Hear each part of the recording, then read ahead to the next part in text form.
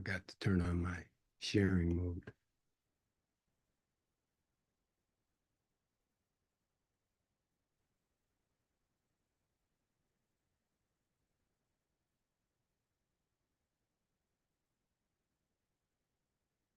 Got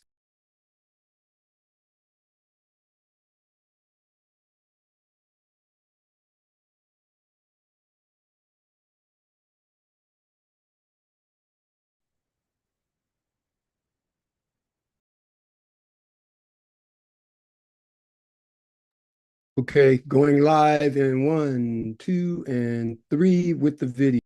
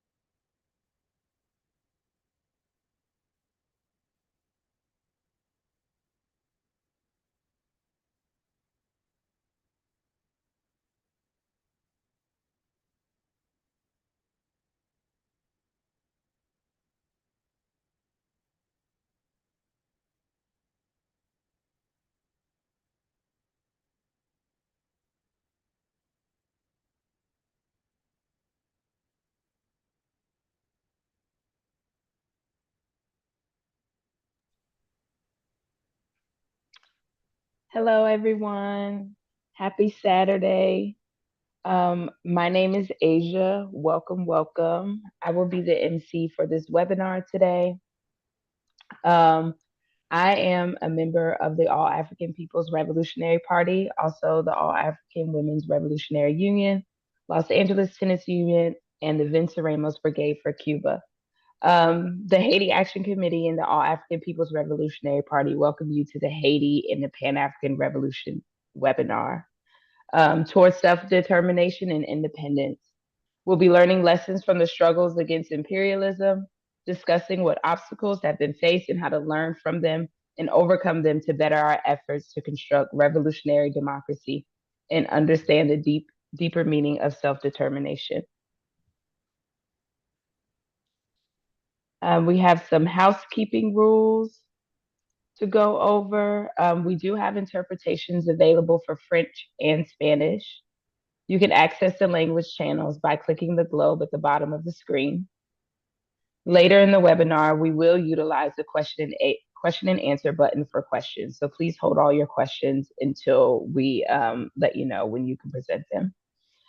We will be live streaming this webinar on Facebook and YouTube from AAPRP International. So let your other comrades know to join so they can come in and see what we're talking about.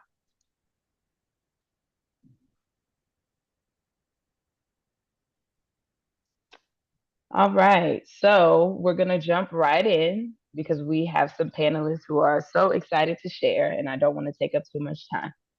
We're gonna start with our first panelist, Comrade Sobukwe Shakura from the AAPRP.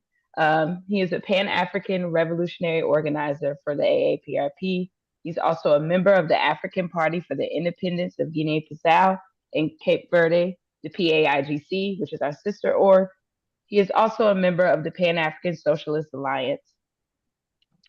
Sobukwe is a former co-chair of the National Network on Cuba, the NNOC, and a current member of the Bolivar Chavez Center in Kenya.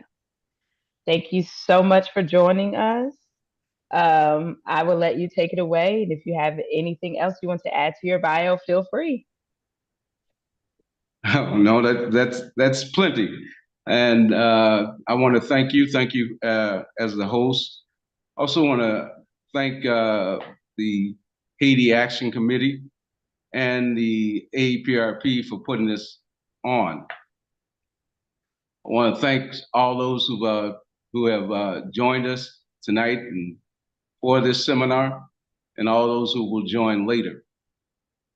I want to also thank the panelists who are on with me today. I know them all. I'm Inem, Walter, and Pierre. They're all, I've worked and been on platforms with each of them in my work as a journalist, as a organizer, and as a propagandist. I work with them in my capacity with the All African People's Revolutionary Party, with the National Network on Cuba, and my work as a radio host with WRFG 89.3 Atlanta.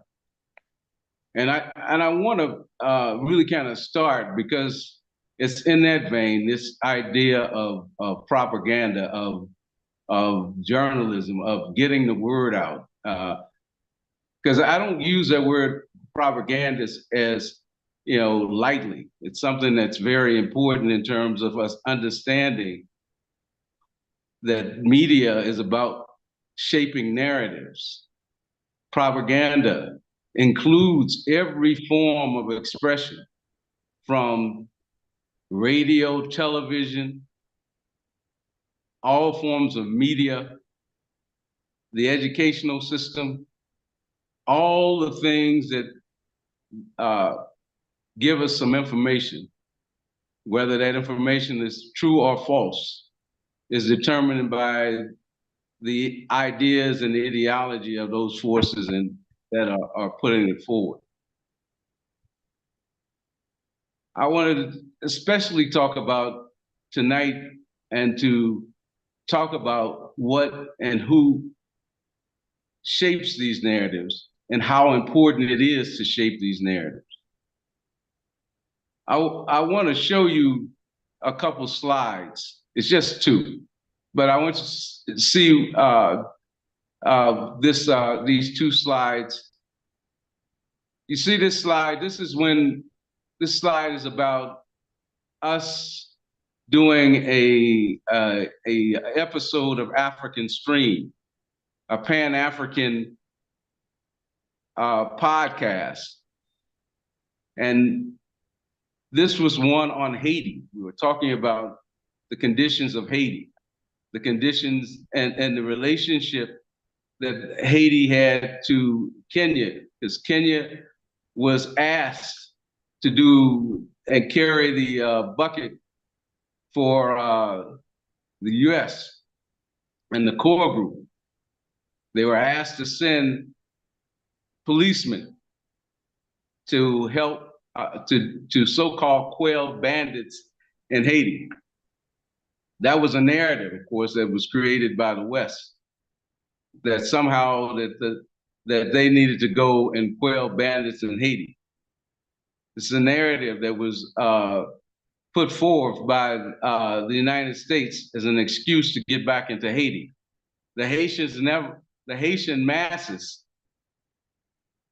don't want anybody coming in and occupying Haiti again. They were under occupation for many years and had been protesting these forces that were organized by the core group and pushed through the UN. They had just gotten rid of these forces not too long ago, and now they are facing these forces again. But the important thing here, what I want us to do is to see what happens now. We recorded this back in February. When you click on this on the website of African Stream now, this is what you see. Can we go to the next slide? You can see that they removed this video. Not only this video, but African Stream has been deplatformed. It's been deplatformed from YouTube, I think Instagram, and other social media platforms. Why? Why has it been deplatformed? It was deplatformed, one, because it's a Pan-African media source. And it's really a Pan-African media source. I mean, it covers everything on the African continent, in the African diaspora, and what's going on in the world from a Pan-African view. African worldview is what they say on their website. But it's more important to understand that it used an anti-imperialist lens. Because there are many people, there's a Pan-African movement, so there are many people who talk about Pan-Africanism, African unity. But it's more important for us to understand that the US feels threatened by anybody who covers these things from an anti-imperialist lens, a lens in which they look at the atrocities of imperialism in the world. Now, the old African Stream is a small platform, a small Pan-African platform. They have about 500,000 viewers, not millions like CNN and who has 300 outlets around the world, not like BBC or Voice of America. They have but they are effective and they worry the US. I mean, this small podcast appeared in a speech by Anthony Blinken. was covered by the State Department. The Secretary of State is saying that there's a problem. And the only excuse they could use to try to get this platform off the air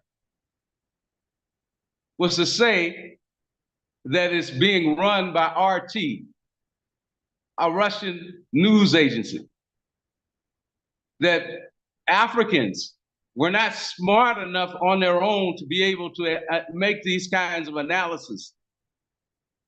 A racist idea that had been used before.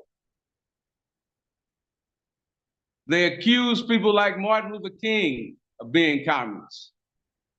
They accused the Russians for controlling other figures like Claudia Jones and others. But the question, first of all, there's nothing wrong with being communist, and we're not going to allow them to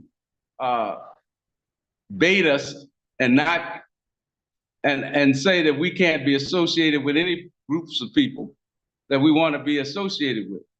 But the importance of this is that a small podcast of Africans helping to shape a truly anti-imperialist narrative is frightening to the United States, to the West, to the NATO allies. So they went for them, and they tried to silence them. And it's important that we understand now that the narrative is being challenged. Because now 67% of the world, 67% of the world is on the internet. And 63% of that, 63% of the people are on social media. About 5 billion people are on social media. And of course, not all 5 billion are listening to us, but those 5 billion have the biggest range of ideological struggle in the world right now. Because the right, the far right, use social media. The left, pan-Africanists, socialists, communists, use this platform. So the West is very worried, because when they think about what the narrative that has been challenged just here recently, where we're in the midst of, is the narrative on the question of Palestine, the question of Zionism. The social media has taken this and has made the narrative that has stood or been the most popular narratives since 1948 has been almost obliterated. People know that Judaism is not Zionism. People know today that the genocide has been going on since 1948 is real. People understand that the Palestinians have a right to resist, to struggle against their oppression. When we think about the African stream challenging the narrative, we have to think about what some of the things that they have covered. We just talked about one important aspect. They were able to talk about the relationship of Kenya to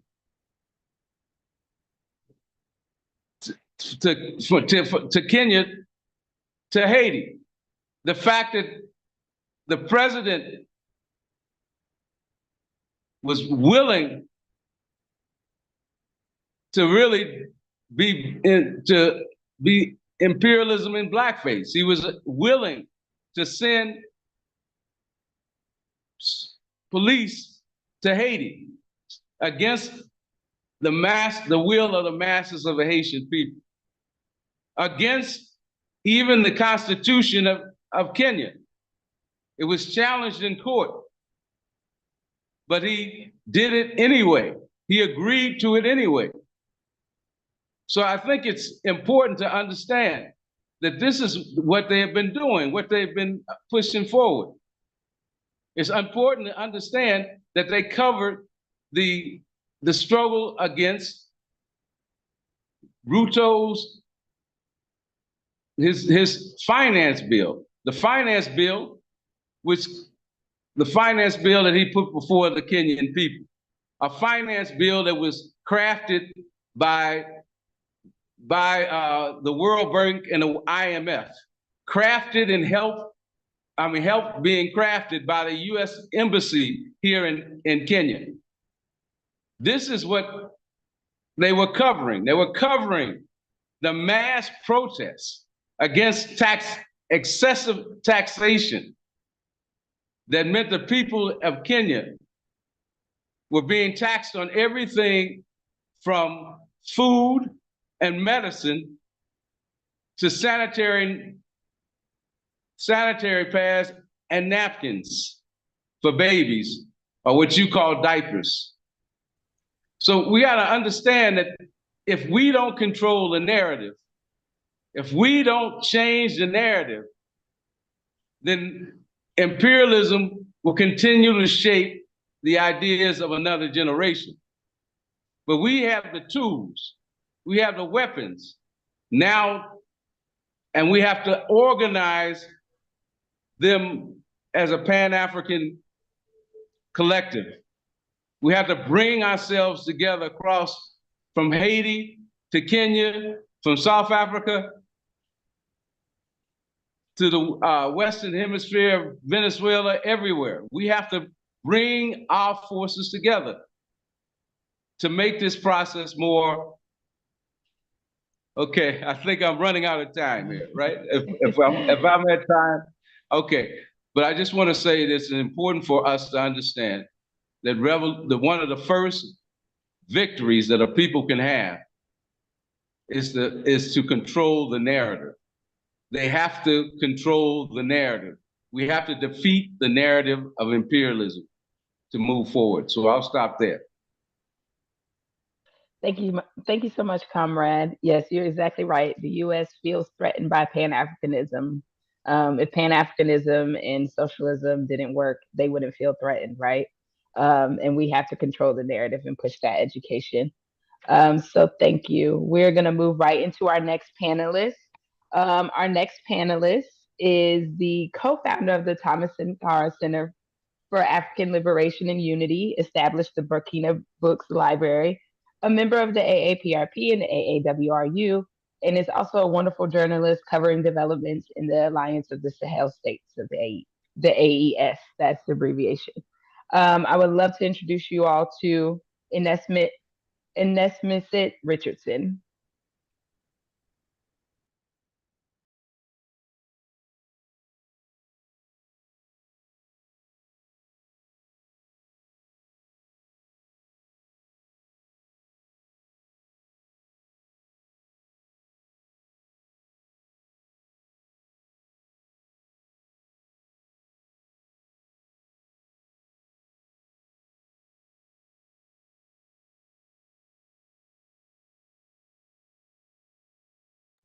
And we'll be watching a bit of a speech.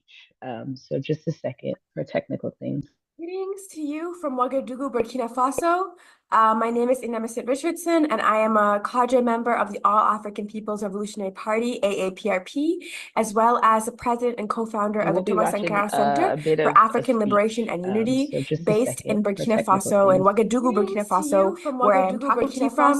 My name is Enesmit Richardson, and I am a cadre member of the All African People's Revolutionary Party, way over the time, but I'm as well as the president and co-founder of the Thomas Sankara Center for African Liberation and Unity, based based in Burkina Faso and Ouagadougou, Burkina Faso, where I'm Burkina Faso. I could be here for 30 minutes Richardson, and I am a project manaber, and I keep going over revolutionary party way over their time. So you're as well as the president. So I'm going to go DM us at Burkina Books on Instagram. DM us based in Burkina Faso and Ouagadougou, Burkina Faso, where I'm Burkina Faso. I could be here for 30 minutes Richardson, and I am a project manaber, and I keep going over revolutionary party way over their time. So you're as well as the president. So I'm going to go DM us at Burkina Books on Instagram. DM us based in Burkina Faso and Ouagadougou, Burkina Faso, where I'm Burkina Faso. I could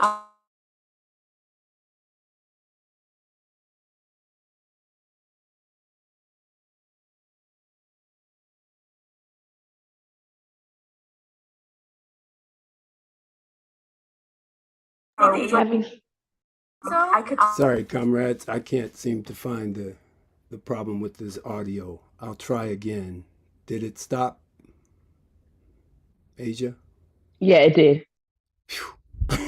That was annoying. I'll try again. Sorry.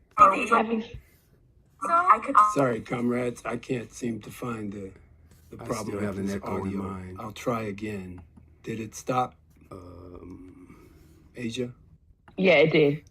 Yeah, it's still echoing. That was annoying. I'll try again. Sorry. Sorry, comrades. I can't seem to find the problem with this audio. I'll try again. Did it stop, Asia? Yeah, it did. Yeah, it's still echoing. That was annoying. I'll try again. Sorry. Sorry, comrades. I can't seem to find the problem with this audio. Is that still looping on you, Asia? Did it stop? Are you still looping? Yeah, it's still looping. Yeah, it did. Yeah, I'm not sure what that is. Sorry. Sorry, comrades. I can't seem to find the pause. Is that still looping on you, Asia? Did it stop?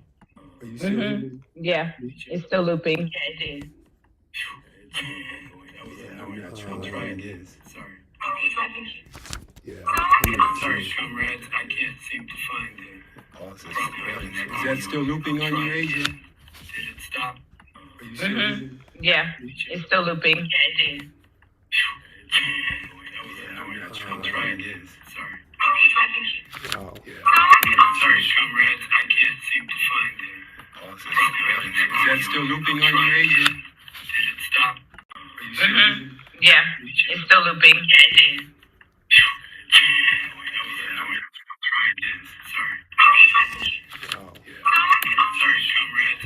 I'm not logged into two accounts. That was one suggestion. Yeah. No.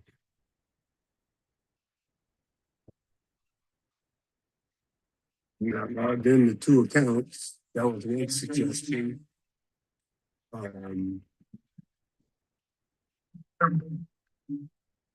Did that help?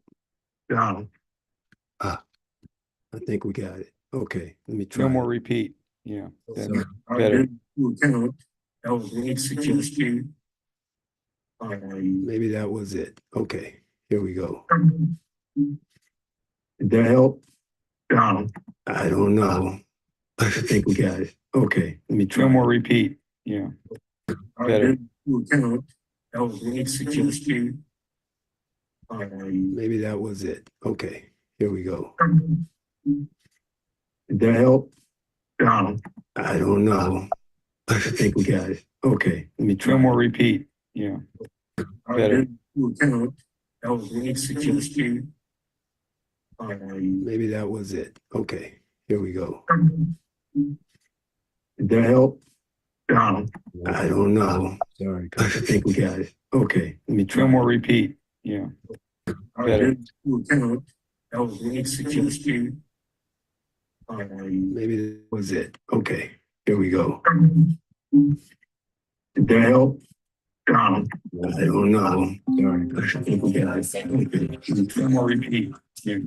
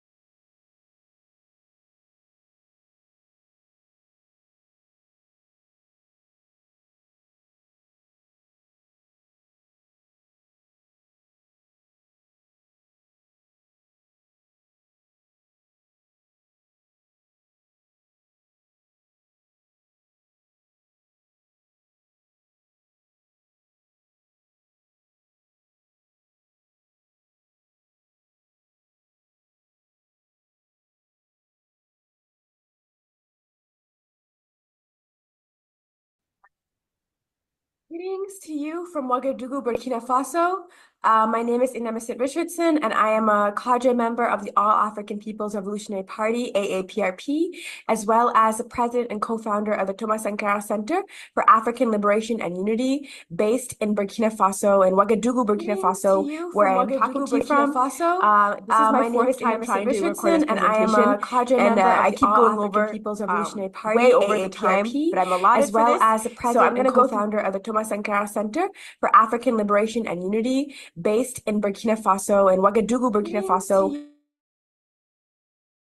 My fourth time trying to. Yeah, I really apologize for this. Way over the time, but I'm as well as We can just have Inam speak briefly once I can get this to stop, because I'm not even playing anything. In Ouagadougou, Burkina Faso. My fourth time trying to. Yeah, I really apologize for this. Way over the time, but I'm as well as We can just have Inam speak briefly once I can get this to stop, because I'm not even playing anything. In Ouagadougou, Burkina.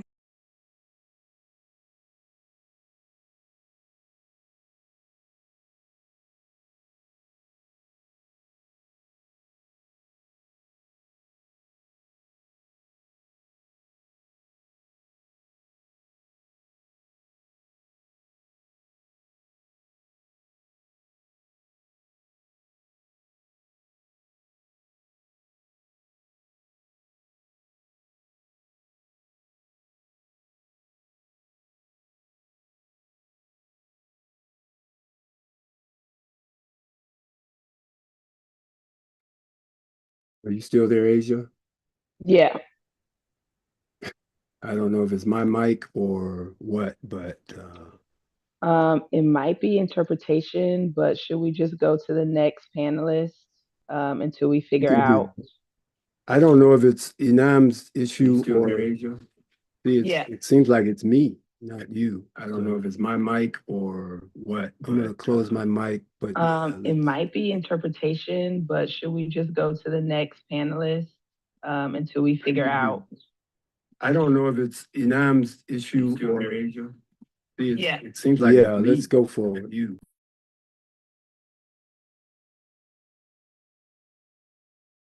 Okay, we're going to move forward. So sorry for the technical difficulties. Hopefully, we'll be able to figure it out so we can hear from our comrade. We're going to move right into our panelist number 3. His name is Walter Turner. He is the host of Africa Today, a weekly Pacifica radio program aired on KPFA in Berkeley, a professor of social sciences and contemporary African affairs at the College of Maryland, and the president of the Global Exchange Board of Directors. So go ahead, Walter Turner. Thank you so much for joining us. We look forward to hearing what you have to say.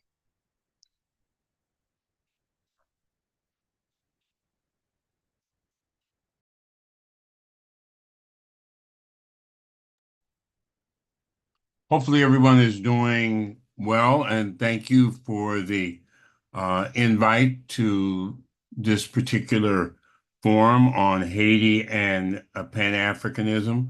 I'm truly honored. I know of the people who are working on the program. I know of their work for many, many years. They certainly are not sprinters. They've been long distance runners. In the interest of time, I think I'd like to start with some key themes. And as I think as all of us are reaching for, begin to lay out what we might move forward as next steps in the work around Haiti and the work around recognizing Haiti's legacy for Pan-Africanism and Black internationalism. You can't help but think about the Battle of Algiers, for those who've ever seen the film, that the battle that we see in Haiti, which is one for national liberation. That's what this is about. The Haitian Revolution is not a noun. It's a verb. It's an idea. It's an action. Haiti represents what many have referred to as the Black radical tradition throughout the Caribbean and also throughout South America. The Haitian Revolution sets a foundation for Black internationalism, and pan-Africanism. Despite this being at the end of the 18th century, that is still in our land. In a historical context, like the Maroon Societies, like Tacky's Rebellion in Jamaica, like Palomares in Brazil, the stage for a revolutionary response, Haiti has been, in the Haitian Revolution, a revolutionary response to the battles against imperialism that have been manifested throughout the transatlantic slave trade. Let me say that again, meaning that the transatlantic slave trade in itself is a effort of colonialism, of settler colonialism, of imperialism, and those earlier revolts, the Maroon Society, Palomares, and very specifically the Haiti Revolution, respond to that. If you look at, there's a course program that runs out of Europe every summer, which is called Black Europe.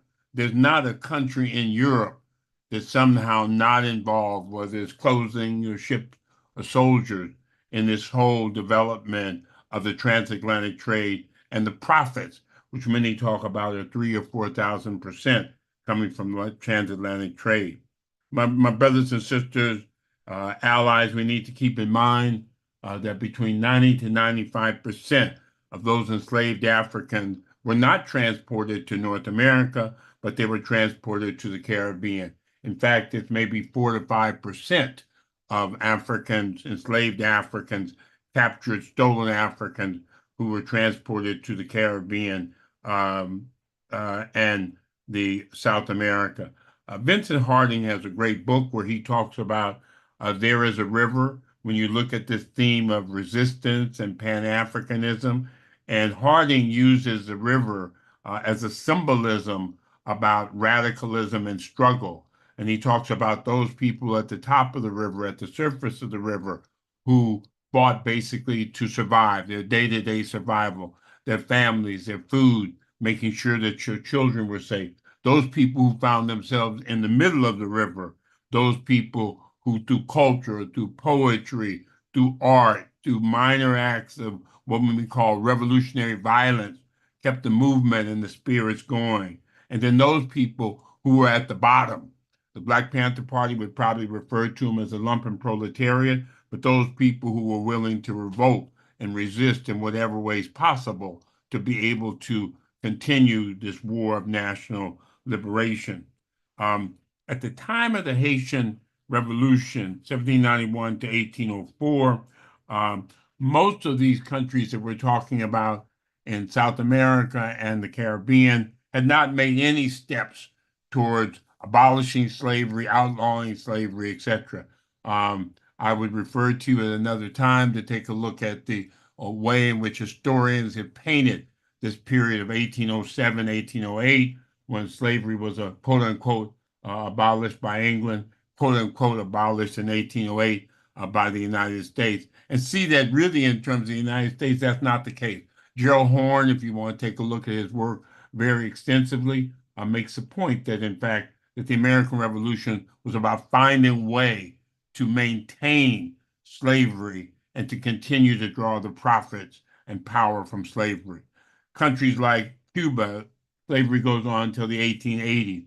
Paraguay, the middle of South America up into the 1840s. Chile, 1823. Puerto Rico in the 1870s. Bolivia in 1820. Jamaica, 1830s.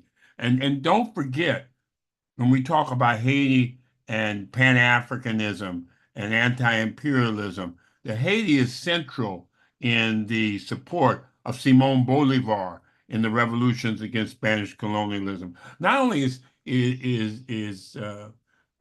the president of Haiti at that time central in those discussions about supporting Simon Bolivar, but the Haitians support the revolutions that Bolivar is carrying out with actual support, with men, with material, with guns, with sending Haitians in the same way that Cubans got on boats and went to Angola to make sure that that next stage of what we wanted in Southern Africa could be addressed. And then Haiti is also key in terms of being a catalyst for the 19th. So Haiti's in this unique position. Not only are they representative of the movements of resistance and revolt before the Haitian Revolution, but they're key in the movements of resistance and revolt after the revolution. So if you look at the case of Denmark Vesey in 1822, you look at the case of Gabriel Prosser in 1820, you look at the Point Coupé Rebellion in 1811, you look at the events of Nat Turner. If you look at Nat Turner, when Nat Turner said he was a minister, at some point he looked into the sky, almost in the same way that you hear about Boukman and others. And he said, the day shall come when the last shall be first and the first shall be last. When you hear the voices of Mariah Stewart, outspoken abolitionist, anti-slavery leader, feminist activist in the 1830s and 1840s, when you hear the voice of David Walker, who I mentioned before, who very explicitly in David Walker's appeal notes out the importance of Haiti. Leslie Alexander, who's done a great book on the Haitian Revolution and internationalism, quoting her, during the early 19th century, Haitian independence inspired Black activism ranging from slave revolts to waves of migration designed to help fortify the Black nation. But most of all, Black people and abolitionists were captivated by Haiti's sovereignty. So this is, again, Haiti is not just something you mention and move on from. It's not just a revolution. It's not just Toussaint L'Ouverture. If you ever have an opportunity to go to Port-au-Prince and to see the Le Maroon sculpture in the middle of the capital of Port-au-Prince, where the one leg is chained, where the maroon is blowing through a conch shell, calling slaves, and the other hand is the machete, machetero, leading and representing the continuum of this struggle that's going on in Haiti. In fact, when you take a look at U.S. policy, the Alien and Sedition Act and things that were issued by Thomas Jefferson and others were specifically designed to ensure that people who had come from Haiti, who had been influenced by the Haitian Revolution, because as the revolution grew, people moved to other islands. Slave owners took slaves with them. People migrated to the United States. That the Alien and Sedition Act were intended to stop what the gentleman from Brown University refers to as the Haitian fear. And in fact, the first African newspaper, Freedom's Journal, published by Samuel Cornish, I believe is his name, on the front there is a discussion about Haiti. It goes on from there, because when you look at the legacy of Benito Sylvain, I'm watching the time. I know I just have 2 or 3 minutes here, and I want to get to a couple points. So if I go over just a minute or two, please accept my apologies. Benito Sylvain, who was a comrade of W.B. Du Bois, a writer or organizer, he was at the first Pan-African Congress, along with Henry Sylvester Williams from Trinidad. Not only were they at the first Pan-Africanist Congress in London, but they had planned a conference in 1902, which didn't happen, but which was planned as a continuum of the Pan-Africanist Congress. And so when you look at what happened in Manchester, when you look at what happened in Uganda, when you look at what happened with Kwame Nkrumah and the All-African African conferences in 1958, the All-African People's Conferences, number 1 and number 2, that were hosted by Kwame Nkrumah. They are a direct result of that.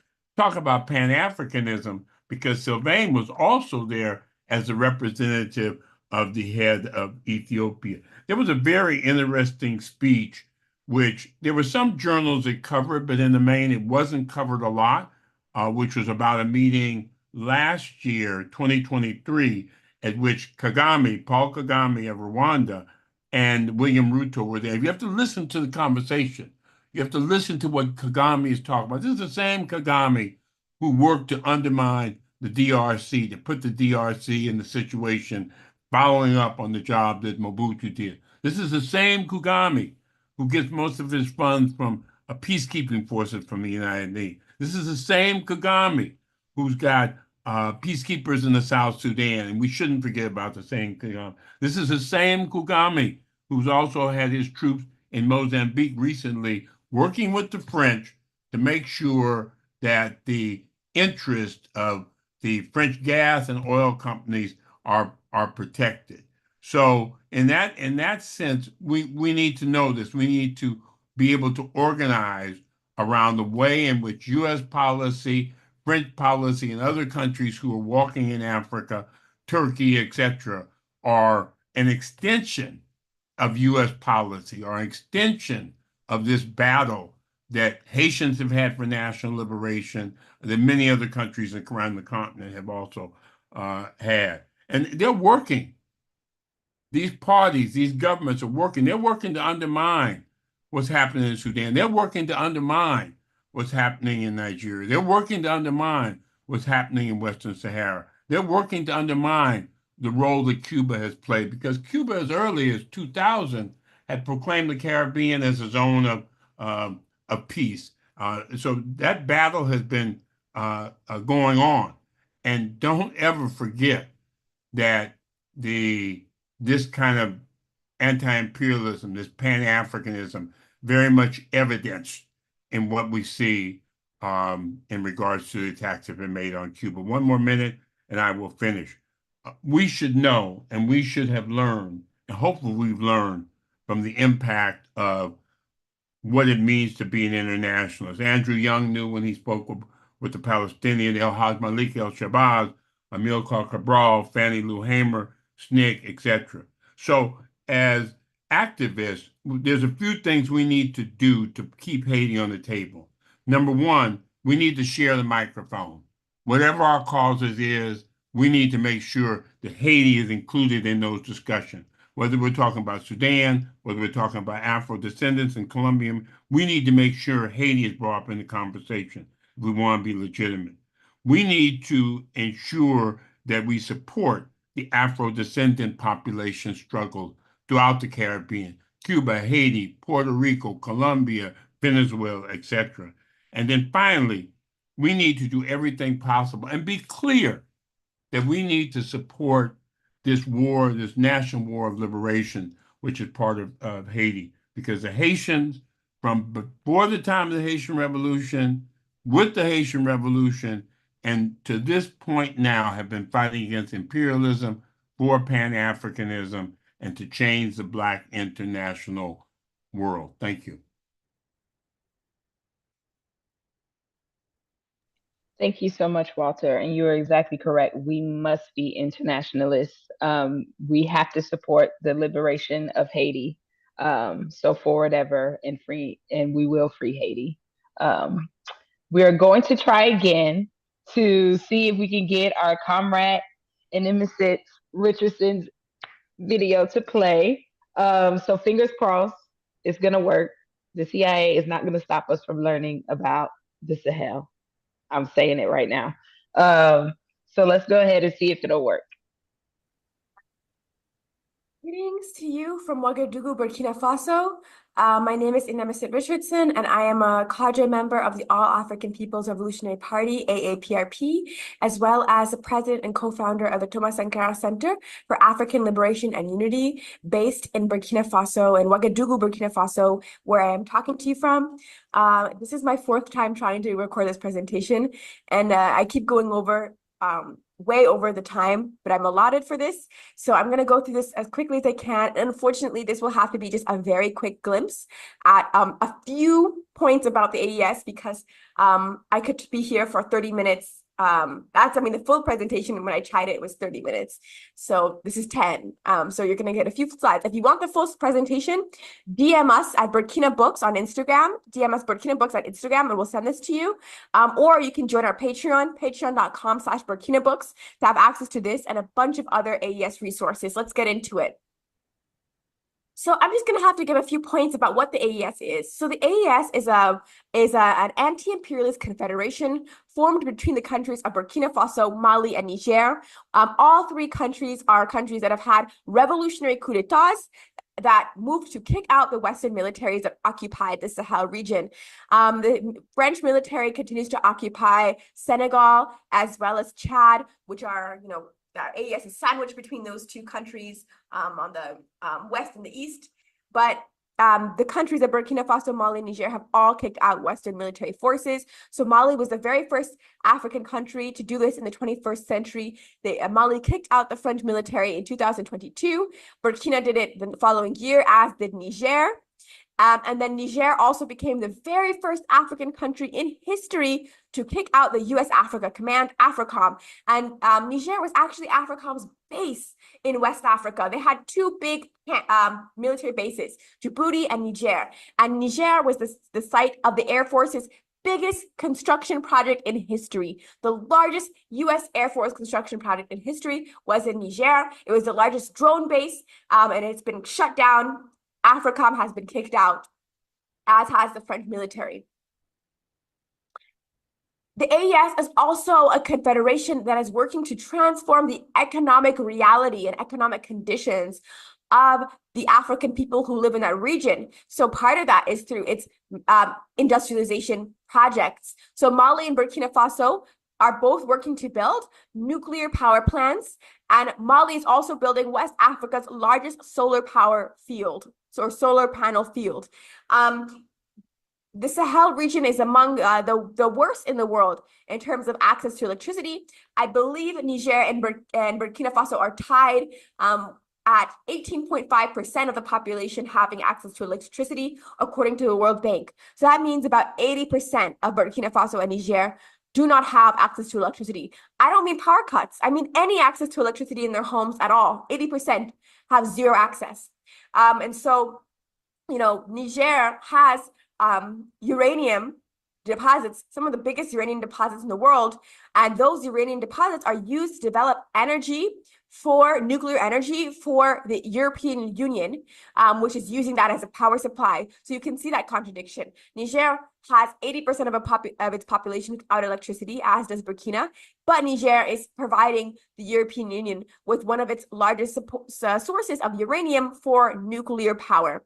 That is changing because Niger has now kicked out the French mining company Orano, which is, I believe, something that actually, okay, I had to get rid of the slide that talks about it, but nationalization is a key part of the AES foreign policy. Burkina Faso has nationalized multiple gold mines. Burkina Faso and Mali are in the top 5 African countries that are exporters of gold. Burkina Faso and Mali are working to build a gold refinery at home so that they can transform this gold, at home and not export it as raw materials. So both Burkina and Mali have that.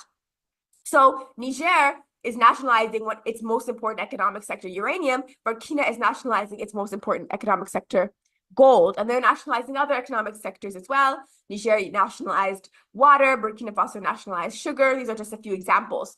Burkina Faso is also working to develop a mining waste processing plant to transform mining waste, again, starting with industrializing what we have access to easily, and using that to kickstart industrialization. We need energy to industrialize, hence these power plants.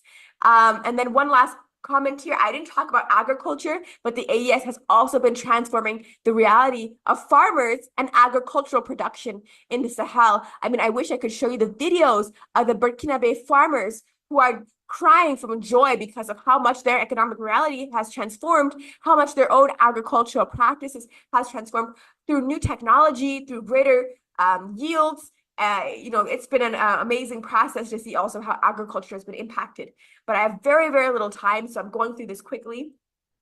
Multipolarity. This is like a key word on the ground here in the AES. People all around me talk about multipolarity all the time.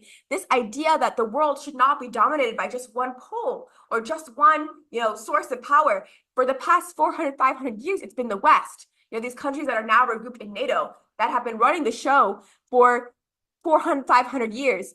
But now we're starting to see a world where, there's many different resistance camps across different parts of the world. So in Latin America, they have ALBA, which is led by Cuba, Nicaragua, Venezuela, In Asia, they have the Axis of Resistance led by Iran.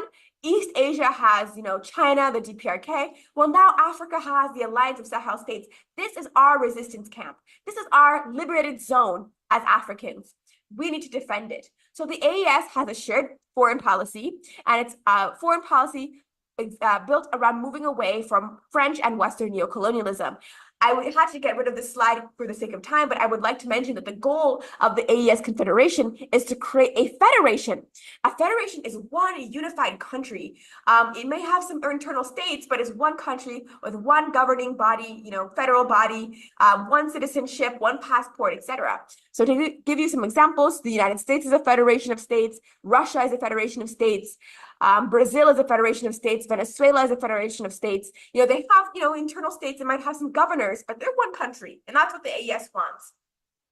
The AES has preferred to work with Russia, as well as Iran, China, Nicaragua, Venezuela, and DPRK for technology transfers. The AES doesn't want to isolate itself from the world because we need to have some help and support in technological development, scientific development. Transfer us, your technology know-hows. How do we develop certain things? Share these technological secrets with us. But we need to do this through partnerships, not through neocolonialism. So the AES is not willing to work with any country that does not respect its sovereignty, but it is willing to work with any country that is willing to respect the sovereignty of these states. So like I said, I had to cut this presentation super short. I'm hoping I'm within 10 minutes. There's so much more I can say. I want to remind people, if you're interested in accessing this presentation, to DM us at Burkina Books, our Instagram page, or to follow us on Patreon. Our Patreon's written up here, patreon.com/Burkina Books. And you can get, we have about 27 slides in total in this presentation, and I just showed like 3. But, it's a time crunch. I've tried this 4 times, so I'm hoping this is within 10 minutes. You can check out, we're currently trying to open up a Thomas Sankara Center in Niger, so that we are existing right now in Burkina Faso. We're a revolutionary, pan-African, scientific, socialist, political education center and lending library. We are, as far as I know, the only space in Burkina Faso where people can have access to these revolutionary pan-African books. Think Nkrumah, think Cabral, think Sankara, think Sekou Touré, Malcolm X, Assata, etc. This is where people go to have access to these resources, as well as to politically and ideologically educate themselves. So if you're interested in supporting this project in Burkina, as well as the opening of this project, you'd like to see it open in Niger, check out our other links. We have tinyurl.com/SahelBooks. You can order books directly, Pan-African books that inspire you. We have a Cash App. Burkina Books is our Cash App. And then we have these links, tinyurl.com/Niger Library, tinyurl.com/Burkina Library. I wish I could talk to you more, because I would like to talk for hours about the AES, but I have had to go through just a few points to give you an idea. We must defend the AES. It's very important because the AES is under constant attack by imperialist forces, as you can imagine. So this is the most important thing we must do as Africans. Any media lies you see coming from, BBC, Al Jazeera, CNN, France 24, Voice of America. Don't believe these media lies. They're not true. The mobilizations and mass organizations of the people in defense of the AES should prove to you otherwise. Check out Burkina Books, because we're trying to constantly put out information that challenges these media lies. Thank you.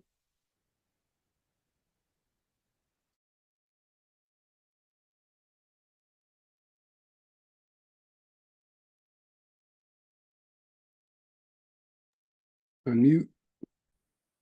Oh, unmute. I'm sitting here talking to myself. Anyway, like I was saying, thank you so much, comrade. That was a wonderful presentation. Like you stated, like the AES is moving constantly, and we must defend it, because again, they're constantly trying to attack it and bring it down, right? The West feels like their time is up, so they're gonna crack down even more. So we have to defend them. We're gonna move right into our last panelist. Pierre Labossiere is the co-founder of the Haitian Action Committee and the Haitian Emergency Relief Fund, is a veteran labor and human rights organizer, and a tireless activist for liberating his home country of Haiti. Thank you so much for joining us. I will let you take the floor. Thank you very, very much, Asia. And thank you to all the panelists. This is quite an educational. I'm learning so much. I basically wanted to just yield my time to, to the other panelists for the wealth of information that they are presenting. But in the interest of time, we are moving right ahead. I'd like to start by asking if the slides can be shown. And basically what I want to, I'm starting with Dessalines. This is Jean-Jacques Dessalines, the founder of the Haitian nation. When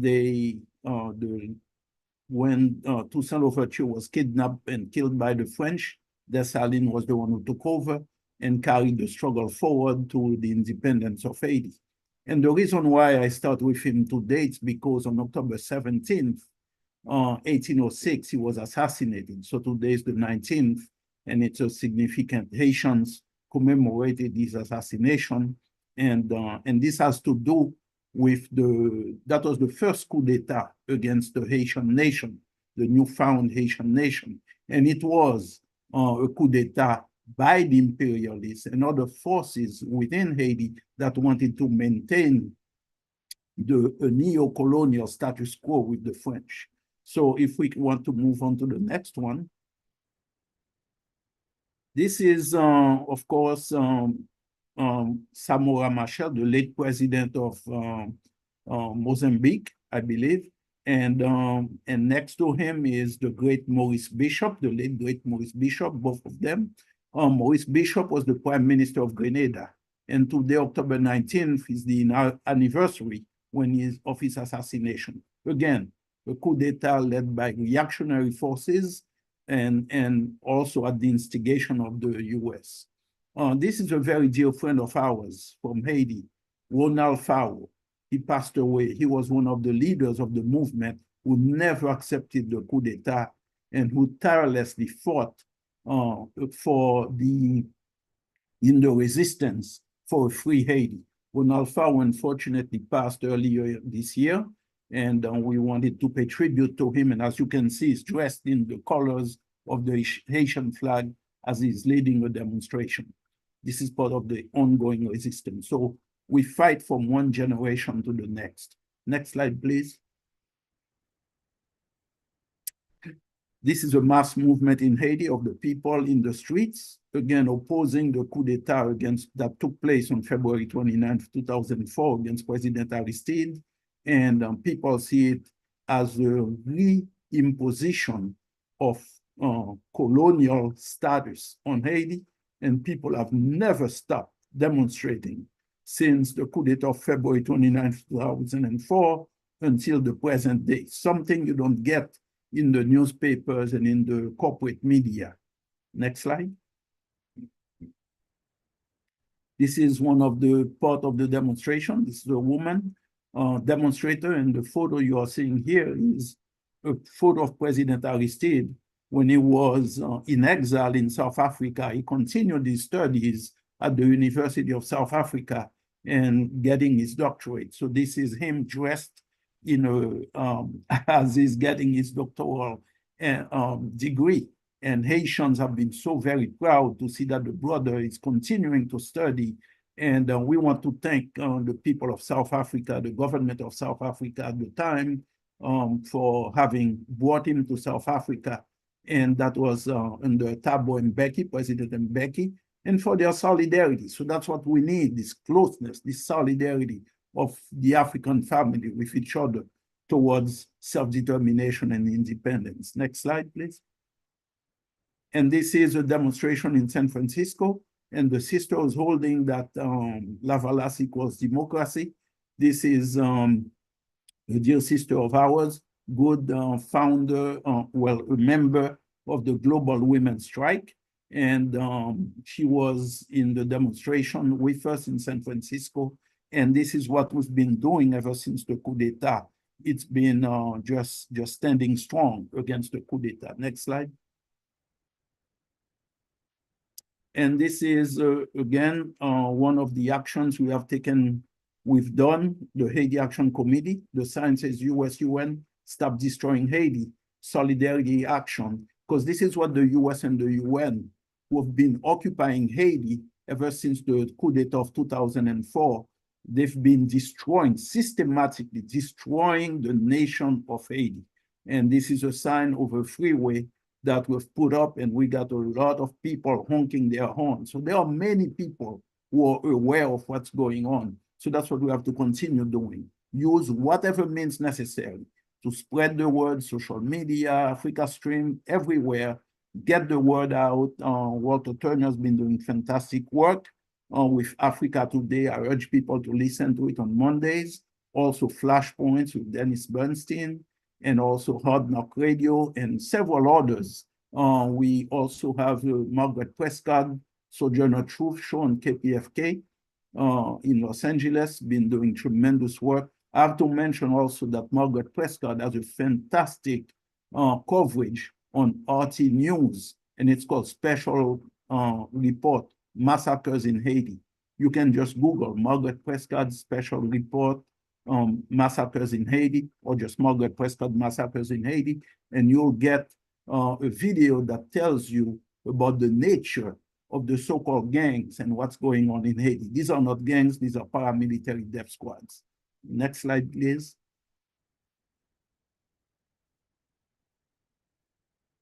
Or is that over? Okay. All right, so looks like that's over. These are the slides. And so wanted to let you know, also having said that, what we are witnessing in Haiti at this time, it's from the independence of Haiti, from the Declaration of Independence. And thank you very much, Walter, for this historical overview, taking it to where Walter left off. From the Declaration of Independence in Haiti, our people, our foremothers and forefathers had to struggle now with defining which way to go, where do we go, which way forward. And so one of the things was to destroy the vestiges, the structures of colonialism.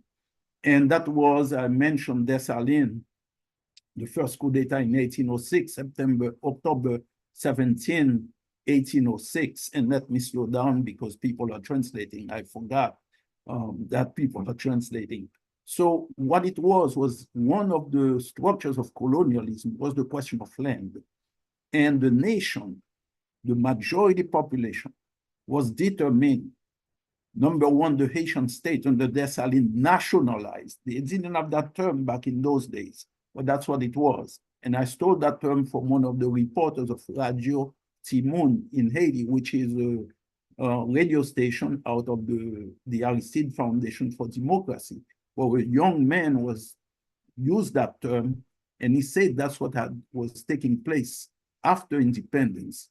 It was nationalizing the plantations so that the people were demanding that the land be distributed to the formerly enslaved Africans, and so that they could work the land and reshape the country, because most of them, 66% of the population, was born in Africa. They were kidnapped into slavery, but they had a different vision of a society based on egalitarian principles. However, there was a tiny elite that was formed, trained by the French, very colonized in their thinking.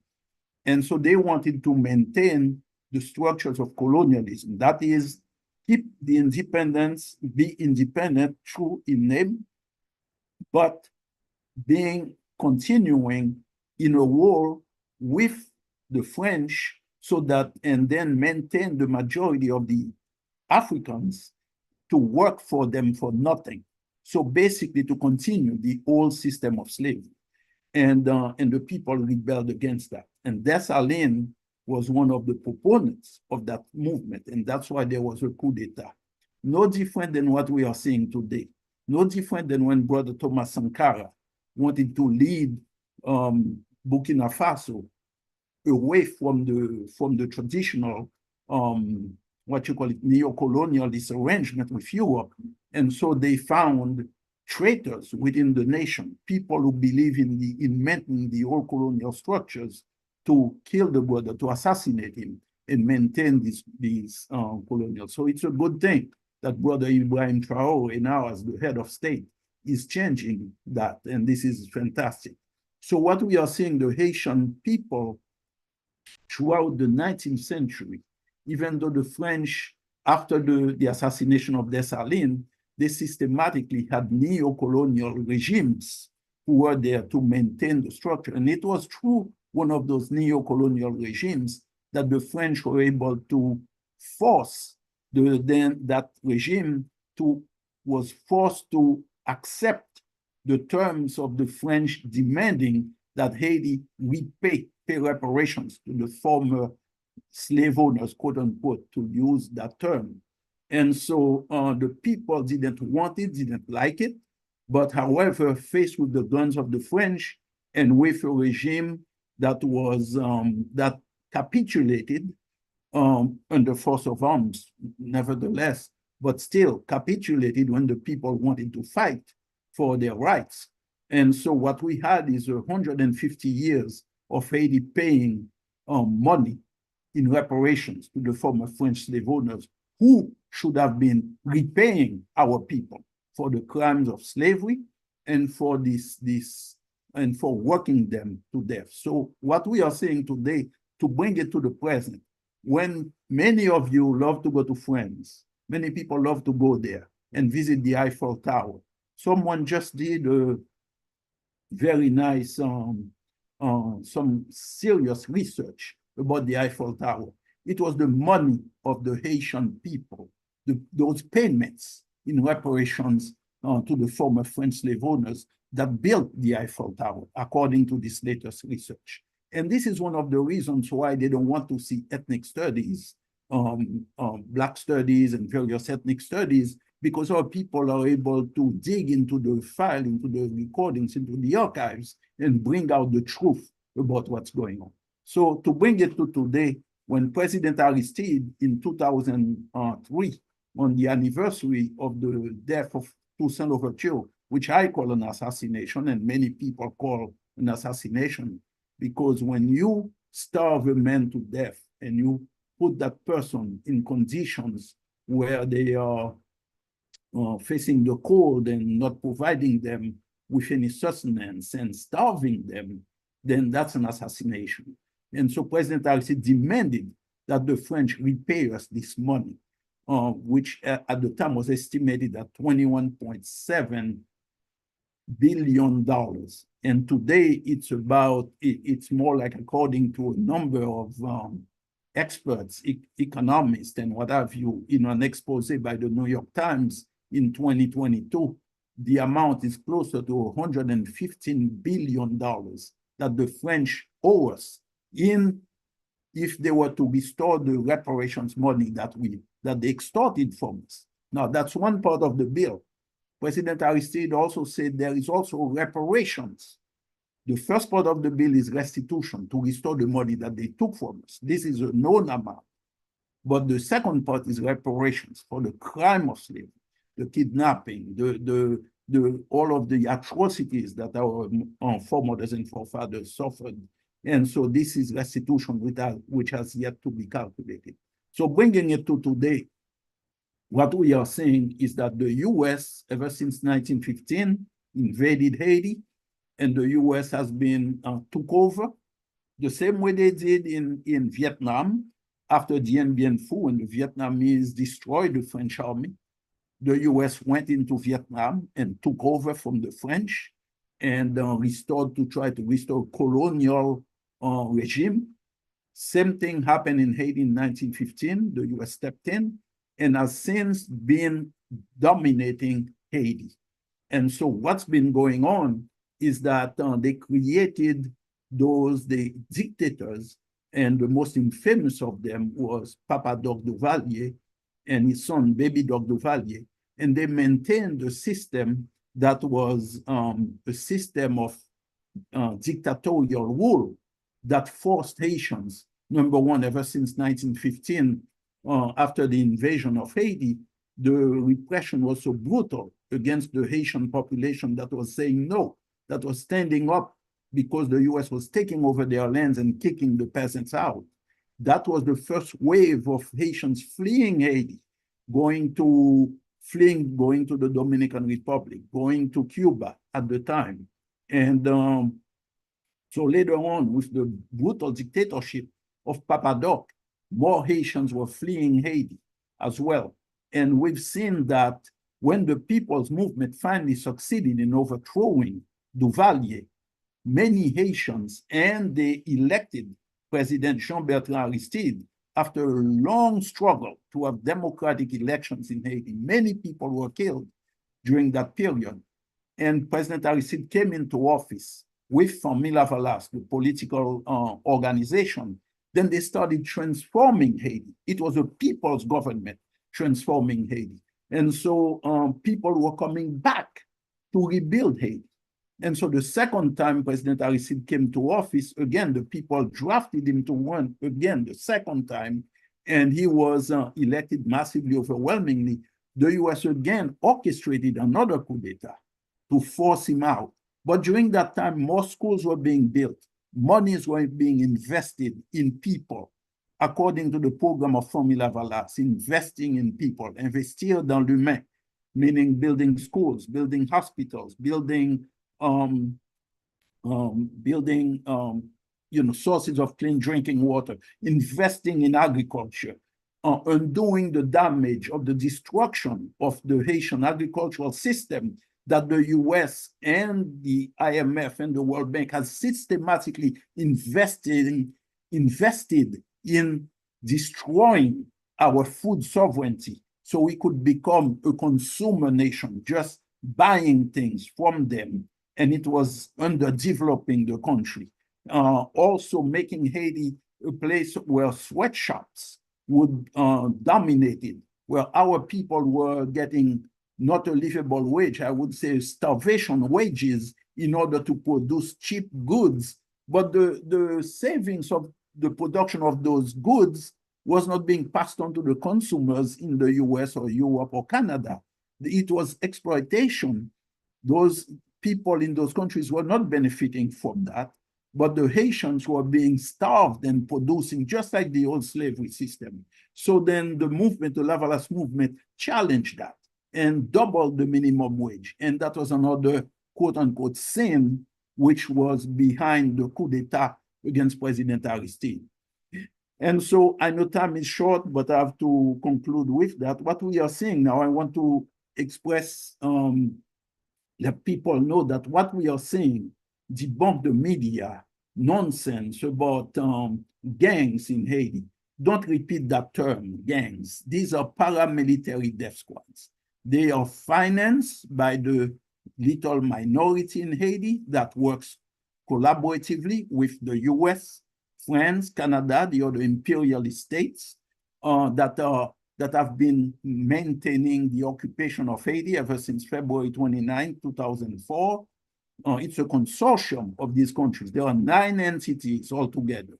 You have France, the US, Canada, you have Spain, Germany, Brazil is part of it. You know, they have to have somebody who's non-white just to show that it's the so-called world community. That's part of it. You also have the representative of the UN, the representative of the OAS, and the representative of the European Union. This is the consortium that is making the day-to-day decisions about the occupation of Haiti. Those death squads that they are mischaracterizing as gang, it's just there to confuse people, to make people think that they are not part of the occupation governments that are actually following the dictates of the imperialist nations. And so what we are saying is that those death squads, and several people have been fooled by the fact that they are calling them revolutionaries. But they take some names of those gurus of the left, like you have this guy, Dan Cohen. I'm going to call them out because we have to.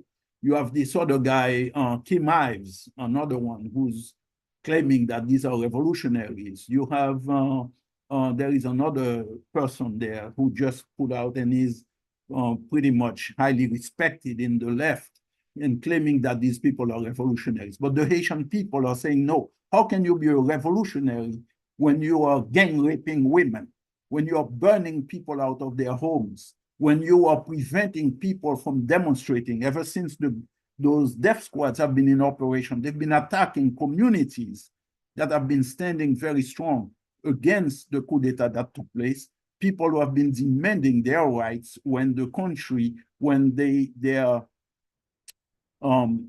taxes are not being used for them, when their taxes are being stolen. And so that's what it is. And there is a guy named Jimmy Cherizier or Barbecue. They are claiming to be a revolutionary. You see, Haiti has been, and I'm going to close with this one, but it's very important.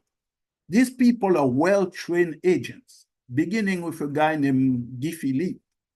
If we go back to Duvalier, Papa Doc, he used to talk a lot about quoting revolutionaries in the world. They use the language of revolutionaries. They name drop revolutionaries, something that Jimmy Shell is a barbecue, and he has the name barbecue because he burns people alive. That's what he does. And the guy before, Guy Philippe, is another such character who in 2004 was also being used to do that. So these are people who lead gangs who go around doing all these atrocities to people. But yet those journalists come and they quote them, dropping names like Malcolm X or Che Guevara or what have you. And people outside of Haiti are fooled by it because they see they wear a beret and they are waving a Tommy gun, and people assume by the images, oh, they must be revolutionaries, particularly when certain people are saying that, that these are revolutionaries. But don't believe them. And so I want to close right now with this. People have questions and we can pick up the rest later on. Thank you.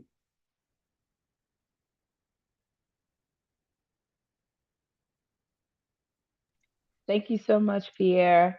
And thanks for those wonderful reminders that they are not gangs, they are paramilitaries, right? And they're being financed by someone. We are going to move into the question portion. I did have one question that popped up in the chat.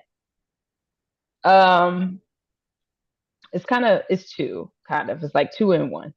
But it's from Janet.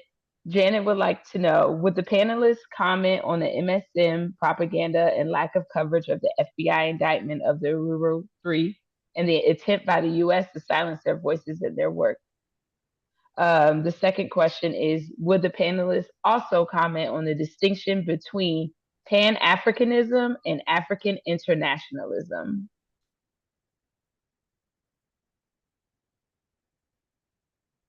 And then whichever panelist would like to come on, they can start their video and answer the question.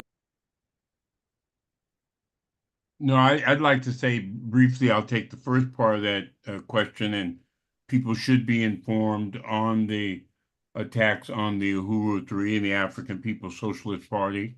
Omwale Yeshitela has been in the movement for years and years and years, fighting not only nationally but globally, instilling programs throughout the community to help the community, healthcare, education, etc. But I'd really like to spring that back to, I think, what our panelists have said, the representative speaking from Burkina Faso, Brother Sabukwe speaking from Kenya, Pierre, etc., with the importance of passing the mic, of sharing the mic, of being adept at making sure that we counterattack when necessary on the misinformation and disinformation. Pierre's example of this kind of hailing of barbecue, and if you would all read the newspapers, New York Times, I'd advise against reading it. This has been their tactic. And some of the things that you hear might seem like they're just comments as part of the process. But in regard to Haiti, in regard to Cuba, their intent to defame, discredit, confuse, undermine movements in the population. As Pierre said, they're they're COINTELPRO. And so on that first part, yes, people such as the Uhuru Three and their work and the way in which the criminal justice system has looked at their work, and all the rest of us should be called out.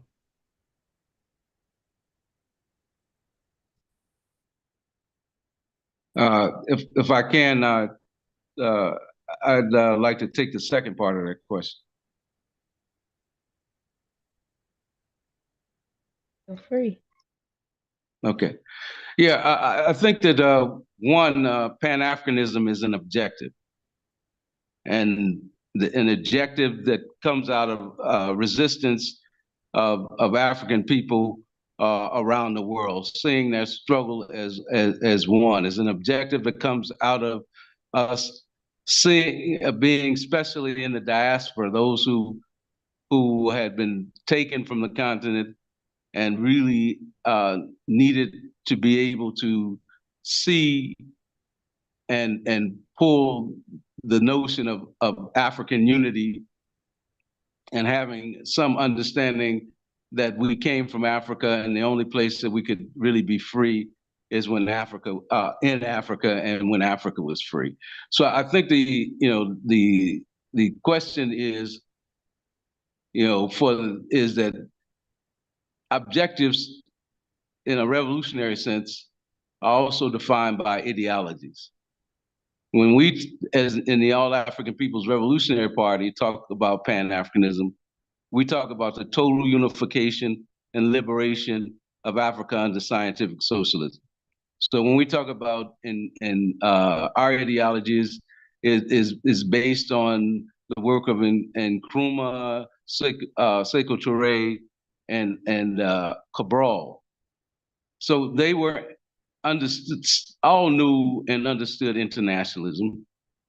So when we differentiate our understanding of Pan-Africanism, we use the term for our objective as revolutionary Pan-Africanism, because it's not enough just we're not just talking about African unity in the abstract. We're talking about it in the sense of a revolutionary force that's going to transform our people's lives. Because everywhere we struggle, when we talk about the struggle in Haiti, the struggle here in Kenya, the struggle in the Sahel, we're facing the same forces, the same imperialist forces. So for us, the objective of Pan-Africanism has to be internationalist. So when people, I know that some organizations call it African internationalism, but I don't think that there's a difference really between African internationalism, as I understand it anyway, and revolutionary Pan-Africanism. It has to be anti-imperialist, and I'll leave it there.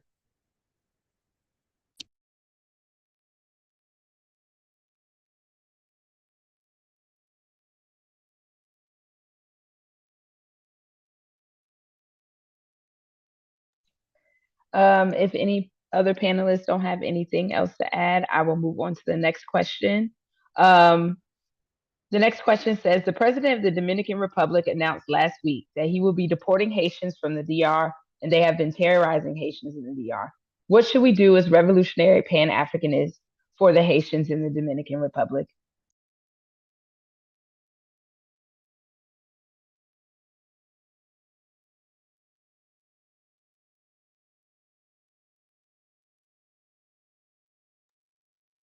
Yes, I was trying to unmute, sorry about that. One of the things is to strongly denounce this and the racism that is behind this move. It's not the first time that we've had this issue of racism, but let me make it clear. The people of Haiti and the people of the Dominican Republic, in the words of President Aristide, we are two wings of the same bird, you see. So there has been no issue between people to people in terms of except for some exceptions, when you have people who buy into the racist ideology. And we see that here in the US and different places. Some places it's expressed as xenophobia or what have you, but it's really a minority. But really, it's a manipulative thing by the elite in those countries. For example, one of the things that is not being mentioned, one of the myths that is being propagated in the Dominican Republic is the myth of as Haitian being Haitians / African Black people are the enemy. And it was a conscious thing which really saw its peak, which really peaked under the dictatorship of Trujillo, Rafael Leonidas Trujillo. He made no bones about it. He wanted to turn the Dominican Republic into a white nation. And so he went about systematically, one, promoting immigration from Europe, hoping that, as he called it, quote unquote, race mixing will get rid of the Africans, even though the guy has Haitian roots. He has families who are Haitians. If we go further back, Haiti abolished slavery in the Dominican Republic, which at the time was not the Dominican Republic. It was a colony of Spain. And so the sisters and brothers in that part of the island, they called on Haiti to help them get rid of Spanish colonialism and slavery. And that was in 1822. The entire island became one under Haiti at the time. So there has always been a struggle between the elite at that time, which saw themselves as of Spanish or Castilian, Spanish meaning very, how should I say, elitist origins, and against the egalitarian principles of the Haitian Revolution. And so their idea of independence for this part, for this little elite, was to reconnect and to appeal to Spain to come back and recolonize that portion of the island and bring back slavery, which at that time the Spanish were practicing, as is evident with Cuba, slavery continuing to the 1880s. And so, you know, they didn't, that's what they wanted to do. Or if Spain couldn't be the power to be in charge again, to connect with the United States and have the US take it over. But there were many people, the great majority population in that part of the island, what became the Dominican Republic, were opposed to this. And so once again, in the 1860s, they called on Haiti to help them out. And Haiti helped them get rid of Spain. And Haiti was determined that no slave, I hate the term slave-owning nation or power would have a foothold in the island, because it was an existential issue for Haiti, because it meant recolonization and it meant also re-enslavement of our people. So you see, these are the going back, these are the antagonistic relationships that have existed with the elite. Let me say that the elite in Haiti and the elite in the Dominican Republic get along very well. So it's not an issue of Dominican Republic versus Haiti. It's really an elite thing against the mass population in both countries. Because when you look at the reality, many Dominicans are fleeing the Dominican Republic. And they are just like the Haitians fleeing for better life elsewhere. You know, actually different in Haiti, because Haitians are fleeing from massacres and a government that is, and an occupation government that is waging a war on the population using death squads and what have you. In the Dominican Republic, it's the living conditions in the country that are terrible for the Dominicans. And so many of them have had to flee to various countries, including Spain and Mexico and what have you. So back, and I'll close right there, back in the old days, and I'm talking the 60s, the 50s, there was a great collaboration between the people of Haiti, organizations on the ground in Haiti and in the Dominican Republic, to change the structures that were oppressive to both people.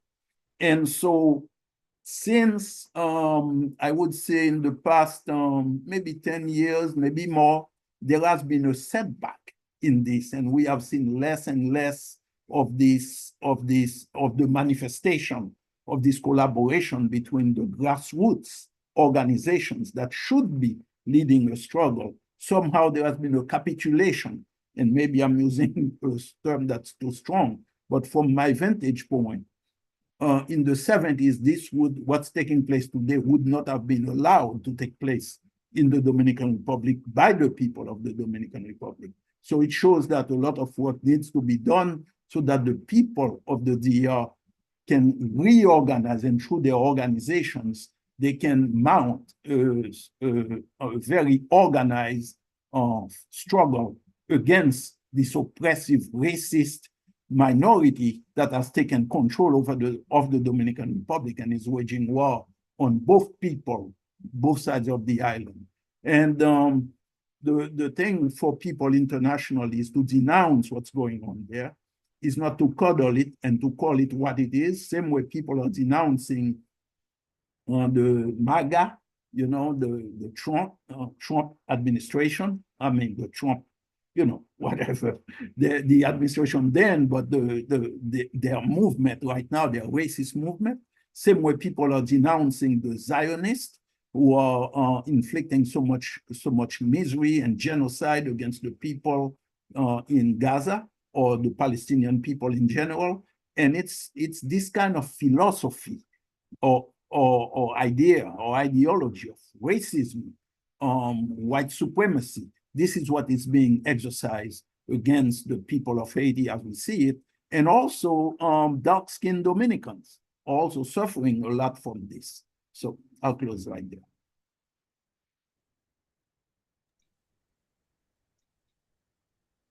Thank you so much, Pierre.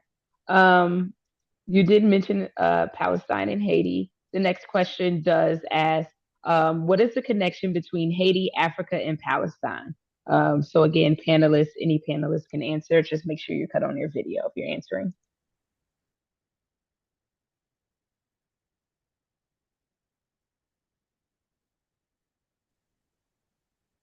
I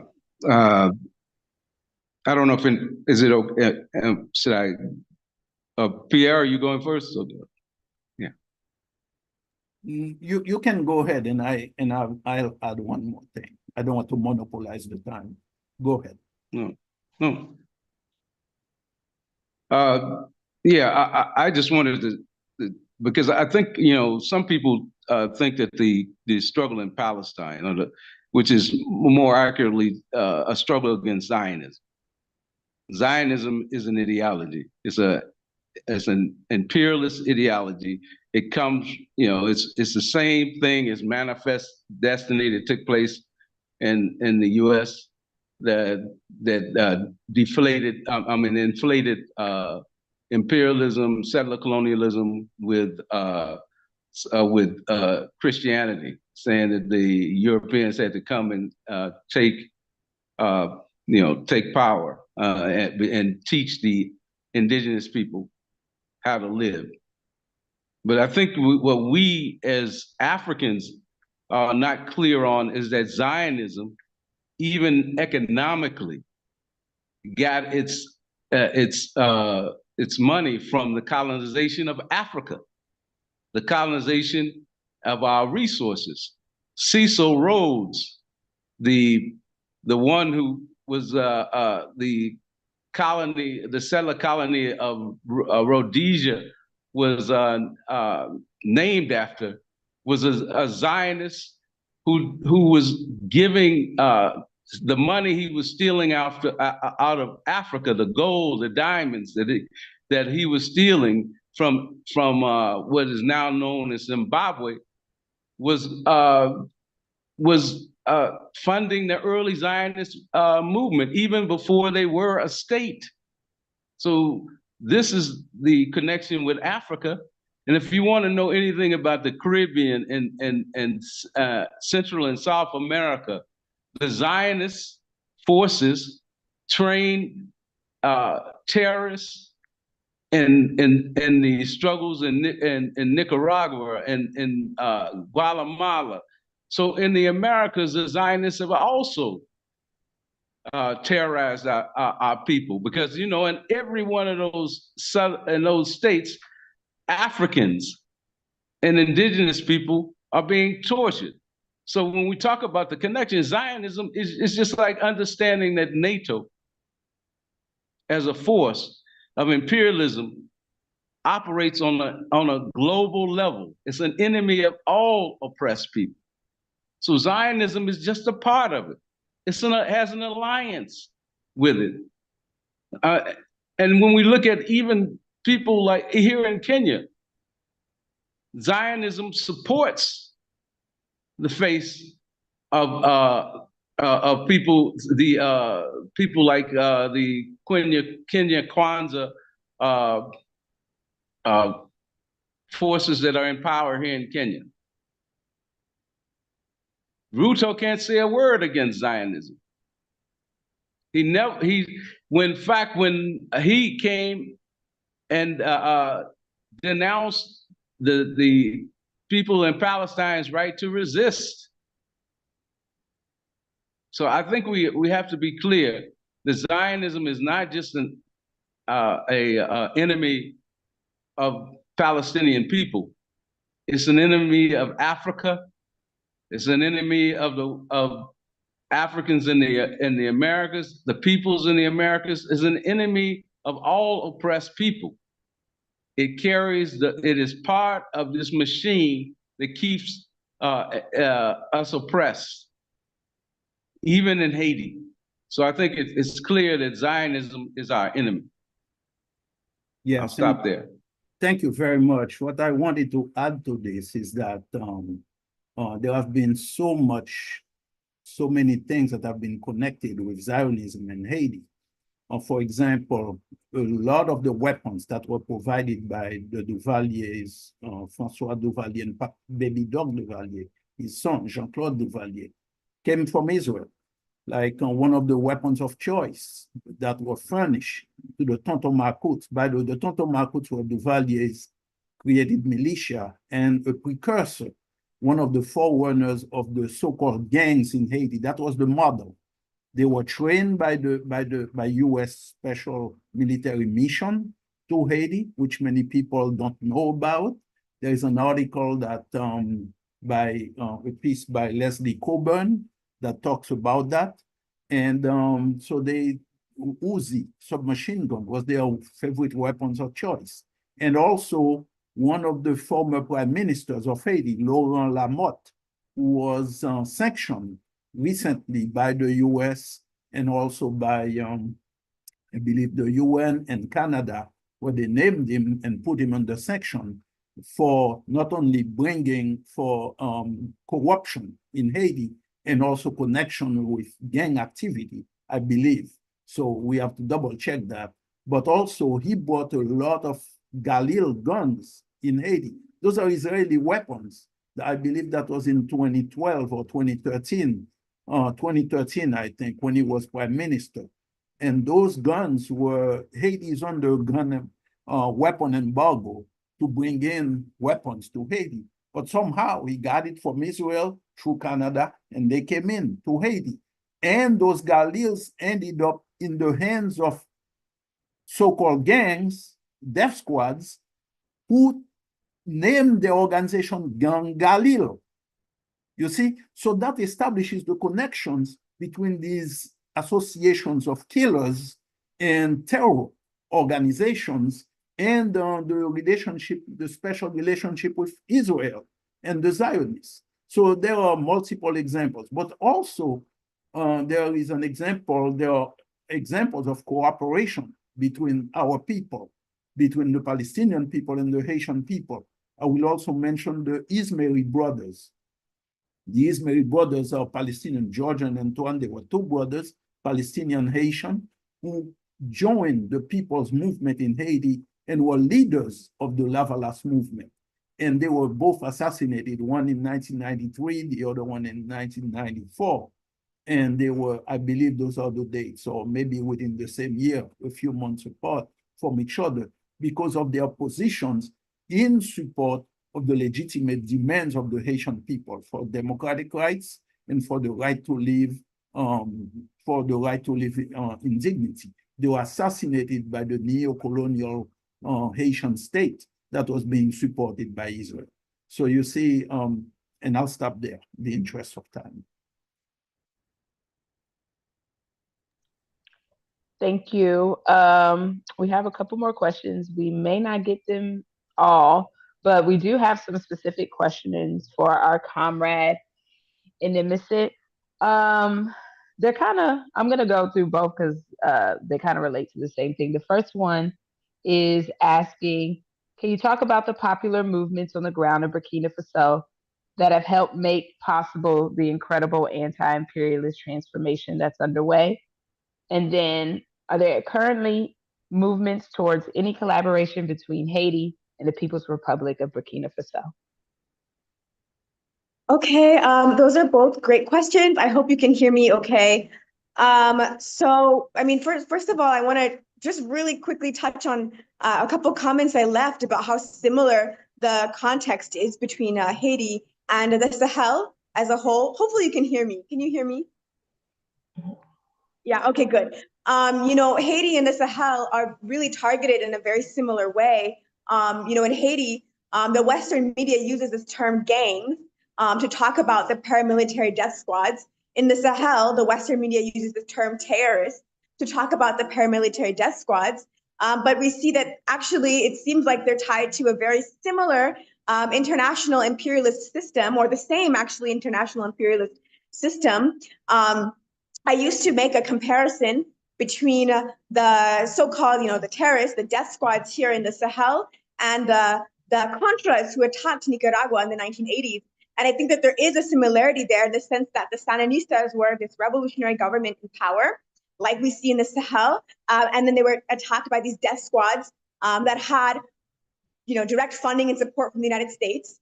I'm talking about the Sahel in 2024, making this comparison. You can take that how you will, but I can say here in the Sahel, there's very little question or doubt as to how arms are getting into the hands of these terrorist organizations.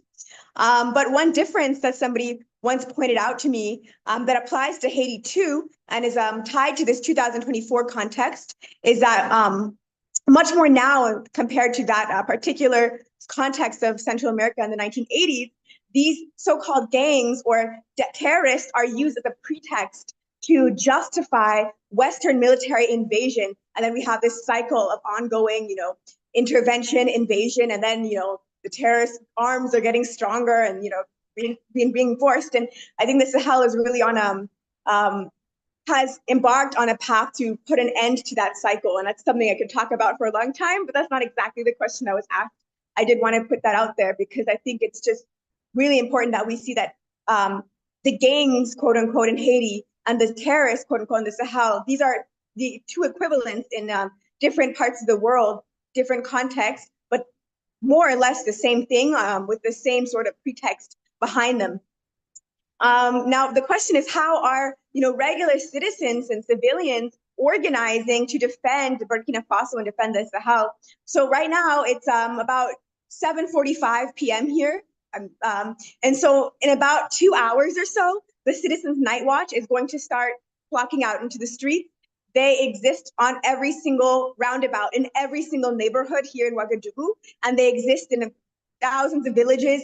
I think I once heard a number that was 4,000 villages across the country. They exist in every major city. So the biggest cities are Ouagadougou and Bobo-Dioulasso. Every single neighborhood of those cities has a Citizens Night Watch. It's in French, it's La Veille Citoyenne. I'm sorry if I'm speaking fast. I know there's interpretation, so I'll slow down. It's La Veille Citoyenne in French. And the best way I translate it is the Citizens Night Watch. And in Burkina Faso's local media, there will often be called the Waya.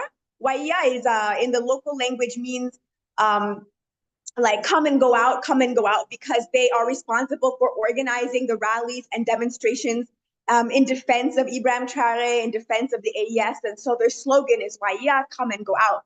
And they're basically a grassroots network that was formed to defend Ibrahim Traoré and defend the Alliance of Sahel States.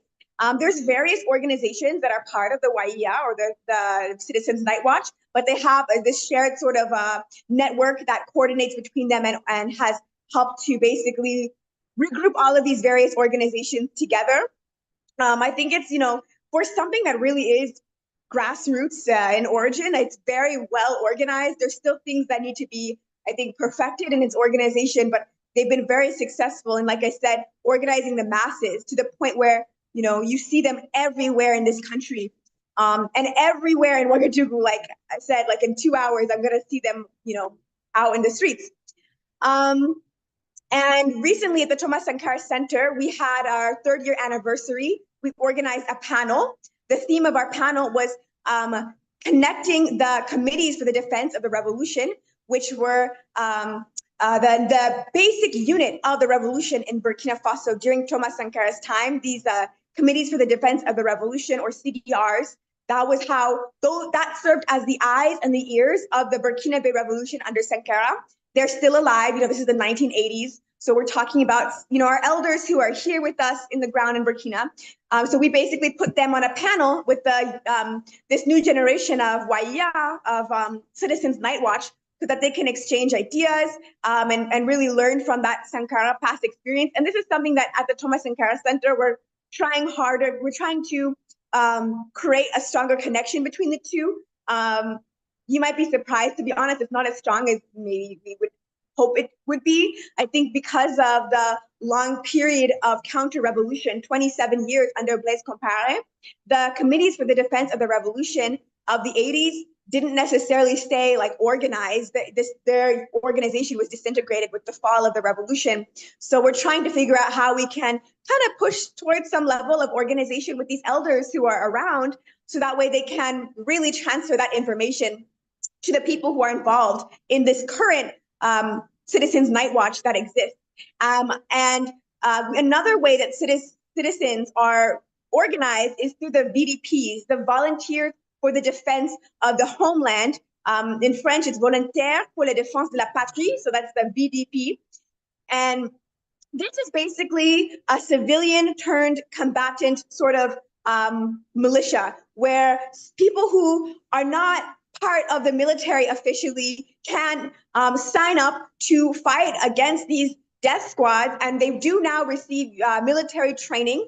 It's a volunteer defense force, so they're not like career soldiers, it's a temporary fighting unit. And this was organized by the state here in Burkina Faso. So this was a state initiative, whereas the Citizens Night Watch was more of a grassroots one. But now the Citizens Night Watch does work with the state. There's connection between an organization between the state and the civilians and the Citizens Night Watch.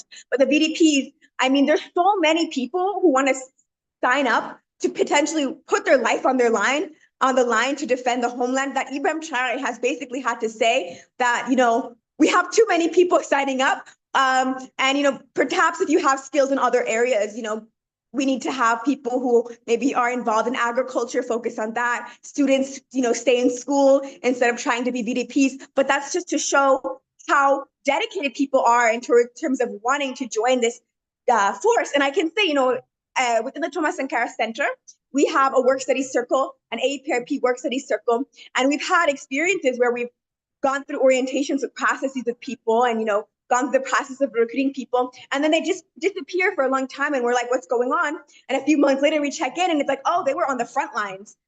So this is something that's really I think it's hard to imagine when you're in the US, this idea of like a strong connection between the military and like regular people in a way that's like, there's like a lot of mutual respect and even like sort of veneration on both sides, not veneration, but admiration, I guess is the word I'm thinking of, on both sides, where the military is at the service of the people, and then the people then have so much respect and want to serve the military and support the military. It's not something that I was used to, having grown up in the US. So it's been a wake-up call for me to realize there's not that much of a distinction between some of this military versus civilian type of thing here, because our neighbors, for all we know, might go and serve for a period of time in these people militias, and maybe they'll come back and recount, oh yeah, I wasn't here because that's where I was. It's a very different dynamic. We also have the National Solidarity Funds. In terms of how the diaspora can contribute to it, I'm a little bit more familiar in the Niger context because they have a well-developed website. I hope I get it right. I think it's fssp.ne, but I'll double check where, but Burkina has one locally, and I do know there's a way, I think, to send internationally, but don't think it's as well organized as the one in Niger for like international donations.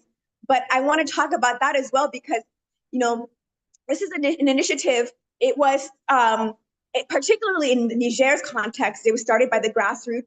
In Burkina, I actually don't know if it was started by the state or it was started by you know, regular civilians. But the idea behind it is that people in Burkina Faso, in Niger, really want to give anything that they can to support this national liberation struggle. And that is how people view this struggle. They see this as a struggle for decolonization, including the struggle against the death squads. People and the President Ibrahim Traoré as well refer to this as a struggle for decolonization. And people want to give their, you know, whatever little penny, dollar, whatever they have to contribute. So even people who have very little in their pocket will still give, you know, their last dollar to these solidarity funds that they know are going to supporting this war effort. And then one last thing about Niger, really quick, in terms of civilian organization, is Niger had also something called, similar to BDPs, the Volunteers for the Defense of the Homeland, but they call them Volunteers for the Defense of Niger. That one over there, unlike in Burkina, was a totally grassroots organized initiative. It was formed in light of the threats that, you know, ECOWAS threatened to invade Niger to reverse the progress made by these revolutionary governments and to try to restore a neo-colonial order. In the end, ECOWAS did not end up following through with this invasion that they were threatening.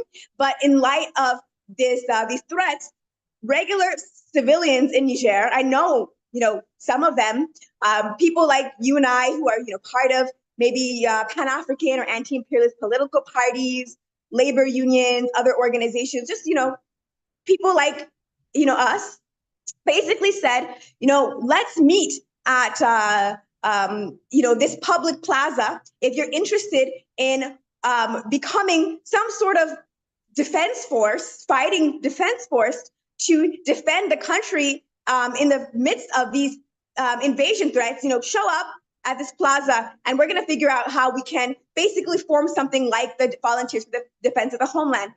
Grassroots organized, like I said, like you and I, people just like us, put out this call. And on the very first day they put out this call, 50,000 people showed up in Niamey to sign up to fight to defend Niger. 50,000 people on the first day. And I'm talking, like I said, about regular civilians, many of whom have never picked up, you know, an arm in their life, who wanted to receive that military training so that they could be part of the defense of Niger and the AES in this context. Now I'll talk about the other question, which is about connections between Burkina Faso and Haiti. I'll say, because the political context of Burkina Faso and Haiti are kind of on the opposite ends of the spectrum, where Haiti, unfortunately, has not had a popular, you know, pro-people government since Aristide was overthrown in a coup. It's hard for, like, on an official state level to have the kind of collaboration that we'd like to see, you know, for example, if Haiti was a liberated zone. However, there is an interest in Haiti here and then in the African diaspora more generally. I'll talk about, you know, for us in the Thomas Sankara Center, we have begun to develop a relationship with an organization in Haiti called Molegaf. And so we are in regular communication with them, and we're trying to figure out how we can work together. You know, they teach us basically and teach our members firsthand what is going on in Haiti. They're based in Port-au-Prince, and we are based in Ouagadougou. So we share, you know, what's happening in the AES with them. They share what's happening in Haiti with us, and we're trying to pretty much figure out, you know, what is that relationship going to look like and how can we really develop it? But we have found that it's a priority for us to strengthen that connection, because I think there really is a big interest in the African diaspora in the AES right now. You know, people realize that the struggle isn't just a question of the Sahel, it's a question of African people everywhere. And so we've seen different, you know, organizers come in from different organizations across the diaspora. Some of them have met with President Ibrahim Traoré. Many have passed through the Thomas Sankara Center. Many have connected with other organizations. And so I think that there's like a greater awareness now than perhaps, I don't want to say ever before, but perhaps since the Sankara era, of this greater Pan-African world around us, including Africans, across the ocean. And so there's really this interest, and like I said, particularly Haiti, which shares such a similar history. I don't want to talk for too long, but I know the brilliant panelist, Pierre Lavoisier, talked about how the Eiffel Tower was paid for through Haiti's exploitation and colonization, and perhaps even the quote unquote reparations that Haiti was forced to pay to France. And that same Eiffel Tower, if you look at it at night and you see it's lit up and it's glowing, that same Eiffel Tower is powered through Niger's uranium, which is transformed into nuclear energy and is used in France for the Eiffel Tower, but also for a third of households in France. So I'll keep it short there, but I think there's a lot of connections, and people are starting to pick up on it and very interested in seeing that relationship grow. May I jump in real quick? Thank you so much, Inem. It's a real pleasure. But let me jump in real quick to say what Inem was describing earlier about in Haiti, we have Brigade de Vigilance. Many people have been coming together and have been doing that. For example, when President Aristide was in office with Famille Avalas, Haiti had a tiny police force of about 5,000 men and women, police officers. And so it was the population that formed the backbone, and Haiti had one of the lowest crime rates, in the nation at the time because of this working together. And it wasn't just a police issue, it was an issue of people who are being provided with the needs, I would say communities, individuals, so that there was really crime was at a low level because of that, even though the situation was because of the strangulation of these imperialist powers. So that Brigade de Vigilance, which means neighbor defense group, carried into after the coup and continued. And in the present, we have a number of communities that have formed to defend themselves against these death squads and terror groups. The weapons are coming directly according to various organizations, including local, according to Haitians, and organizations overseas, including the UN. The weapons are coming from the US, particularly from South Florida. We would say 99% of the weapons are coming from there, fresh from the factories. And many of those death squads take videos and show those weapons being brand new in their wrappings and I'm talking about real weapons of war. So this whole idea of sending Kenyan troops or calling for multinational force and what have you to Haiti is just ridiculous, because all the US had to do is stop it right there if they were serious at their own, in their own ports and what have you.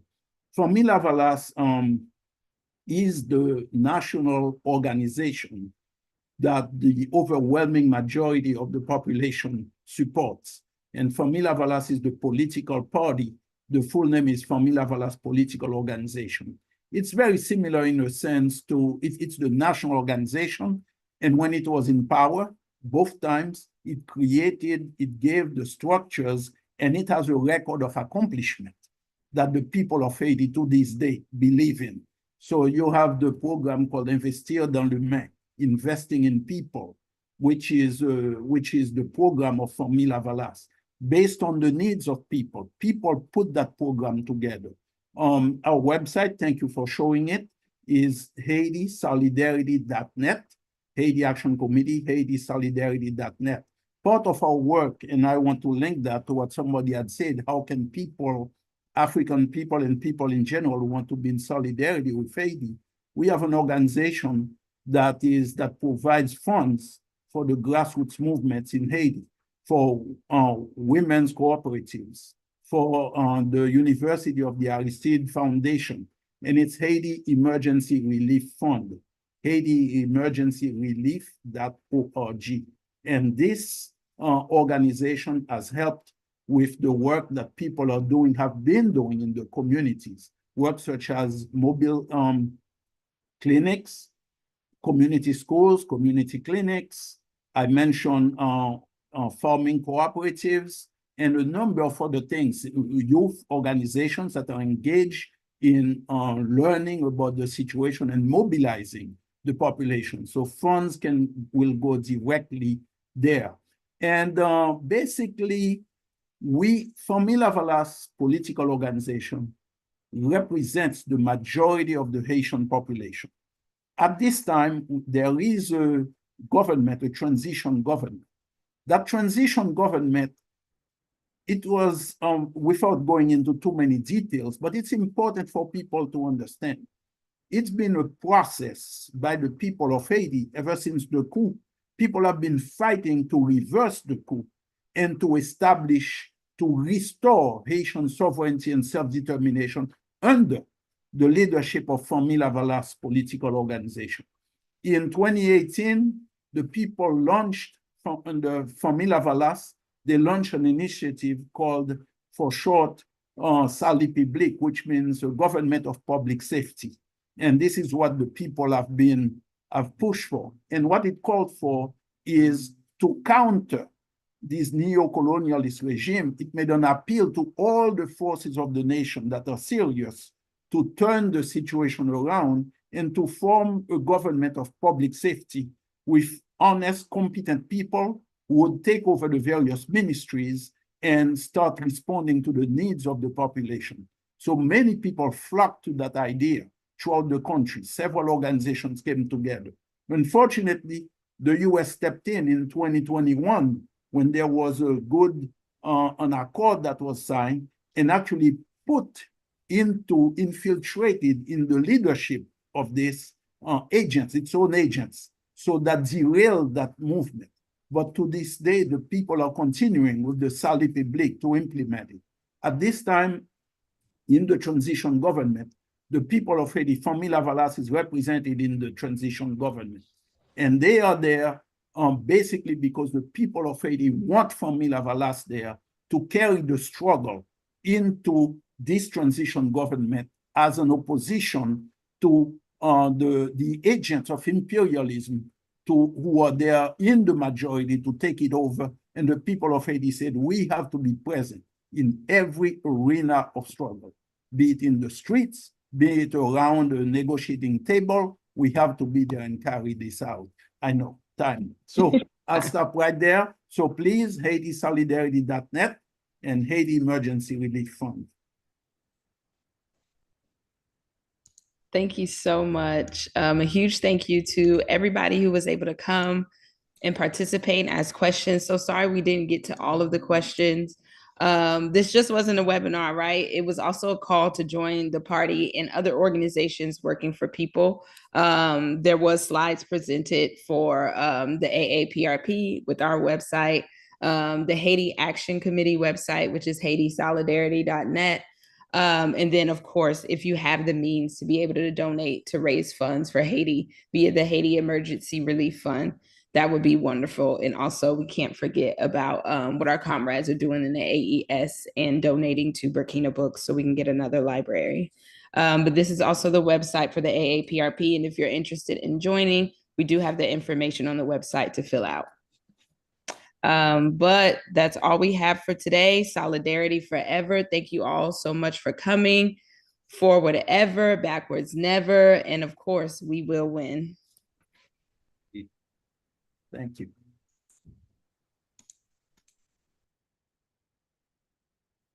Avutahi, bila bila, bunda fache kote chita. Gonlo akwal rentre, majani change kote do gonlo akwal rentre. Gonlo akwal rentre, majani change kote do gonlo akwal rentre. Jean Wem j'étais clair sous l'akwal rentre. Dressé bébé sous l'akwal rentre. Majani cherche côté do à l'akwal rentre.